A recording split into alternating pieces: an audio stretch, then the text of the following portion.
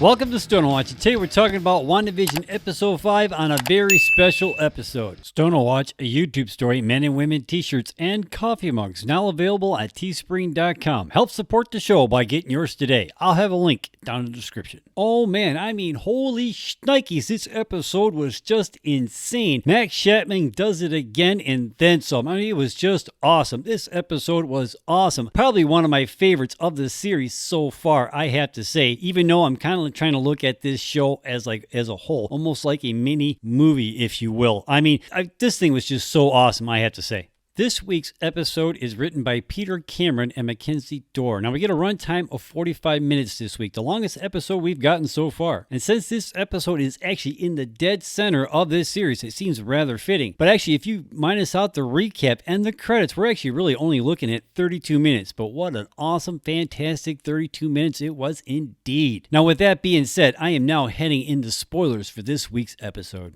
Now, we actually got another commercial this week, and it's advertising Lego paper towels. Now, I did some digging, and I think this is reference to Captain America Civil War, where Brock Rumlow, aka Crossbones, was pinpointed by Intel to be headed for Lagos, Nigeria. Then, at the Institute for Infectious Diseases, Captain America and his fellow Avengers stop him and his mercenaries. Rumlow fights Captain America, but is defeated by Rogers. Captain America then demands Rumlow to reveal who he was working for, who claims that it was the Winter Soldier who was pulling his strings before arming the bomb in his suicide vest, intended to take out Captain America with him. Maximoff used her powers to whisk him away from Rogers, but unintentionally placed him next to the building with the Wakandan nationals. Rumlow is among those who perished in the resulting explosion. Evan Peters joins the show as Pietro Maximoff, aka Quicksilver. Now, Peters was actually the Fox X-Men franchise version of the character. Aaron Taylor Johnson played the MCU's version until he was killed in Avengers Age of Ultron. Why Feige and crew decided to kind of recast the part,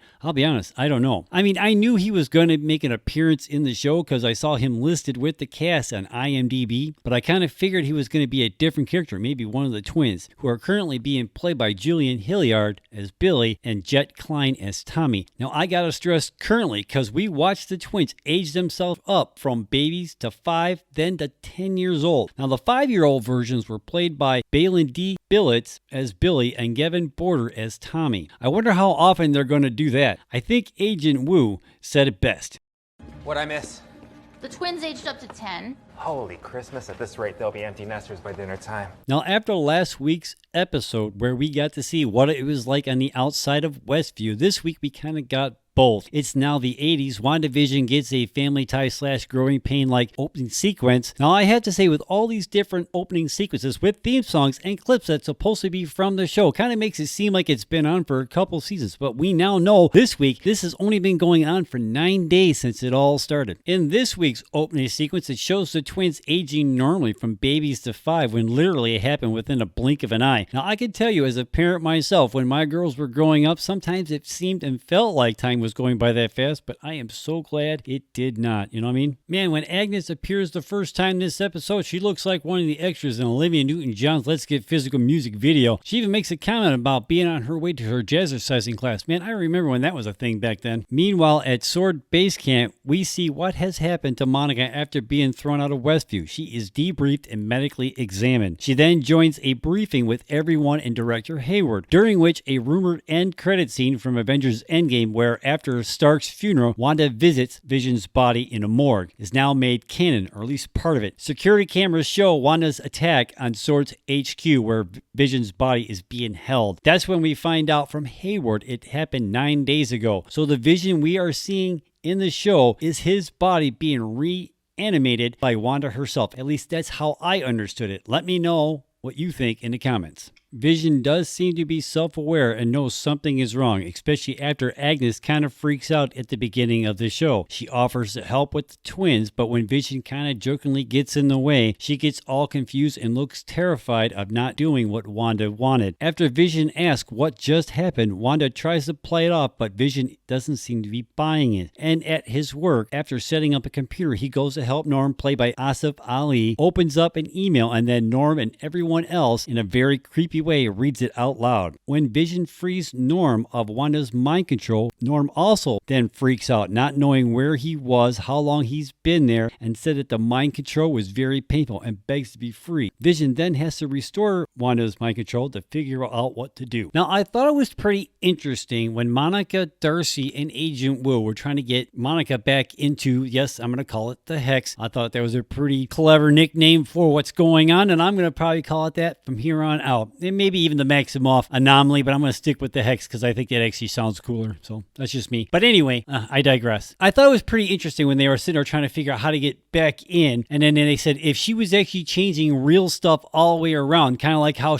they changed the drone from whatever age it was, and like when Monica sent it in originally into the Hex or in the Maximoff anomaly, and then we see it lying in the bushes when Monica finds it, and it's like a totally different like style of helicopter, but it looks like a helicopter would have been around in that day. I thought that was pretty interesting when they actually pointed that out. Now, did anybody notice that when Agent Wu brought up Captain Marvel, that Monica got all kind of like quiet and stuff like that? We're not talking about her. Like there's like some kind of a problem. Now, I'll admit, I've only seen Captain Marvel once, but I could have sworn when that movie ended, those two were on good terms. Maybe she blames her for something that we don't know, like maybe the death of her mom, or the fact that she wasn't there when her mom passed. Maybe she blames her for that. Maybe there's some kind of something into that. You know what I mean? So I don't know. Let me know what you think about that in the comments down below. And then when she figured out that her clothing that she was wearing during the 70s part of the show, that it was like her uniform she was wearing beforehand. So she was wearing a bulletproof vest. So like her pants and her shirt and stuff like that, partially made of Kevlar, or at least a big percentage of it. That was pretty interesting. Then they could find something that they could send in that didn't need to be changed into whatever current time period that it's in, then it'd be okay. So I actually had to do some digging, and there were some drones in the early mid 80s and what have you. I didn't really see any pictures that looked like the one that they used in the show, but there were a lot of them. And actually, there were some drones that were actually being used all the way back in the Vietnam War, if you believe that. That was kind of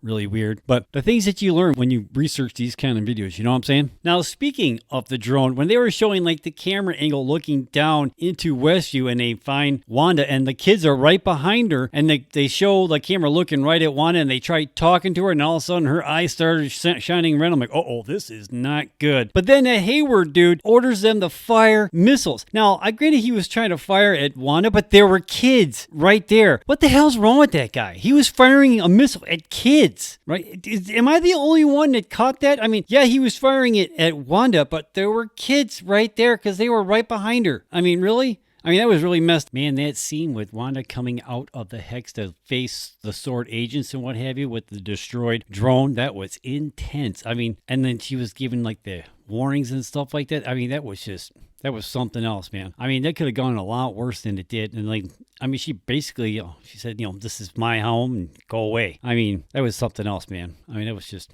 something else. And then unfortunately, like I said, this is one of my favorite episode of this season so far, but I have to say the down part of this whole entire series as at this moment is that they killed that dog within like less than 30 minutes. I have to say, I mean, I'm a dog owner myself, and that was just, the more and more I think about it, that part bugs me. It really bugs me. Why we had to kill the dog? I mean, he could have stuck around for 4 more episodes, right? What the hell is wrong with killing? Why'd you have to kill the dog, Disney? Why did you have to kill the dog? This is not Old Yeller. Come on. Just me. So I don't know, man. I mean, I did like this episode. I thought this one is probably like one of the best ones so far, but we still have 4 more to go in this series, so who knows how much more crazier it's going to get. And Vision did confront Wanda about everything that's going on, Norm and everything else. And then when they were sitting there trying to talk about it, then there's the doorbell ring, and we find out then it's her brother that's out there, or the new version of her brother, rather, not really that one. That really still kind of baffles me on why they changed the actor for that. So I'm looking really forward to explaining why it's a totally different person. I don't know. Did you watch WandaVision Ep5? Let me know in the comments down below. Did you like it? What do you think about it as far as being like out of the first 5 episodes we've seen so far? Where's it rank with you? I mean, I like it. I'm not going to say it's the best episode so far, but it is one of my favorites because it's got a combination of the TV series and the stuff that we know and love from the MCU. And I'm looking forward to see where they go with this. So I don't know, man. Let me know what you think in the comments down below.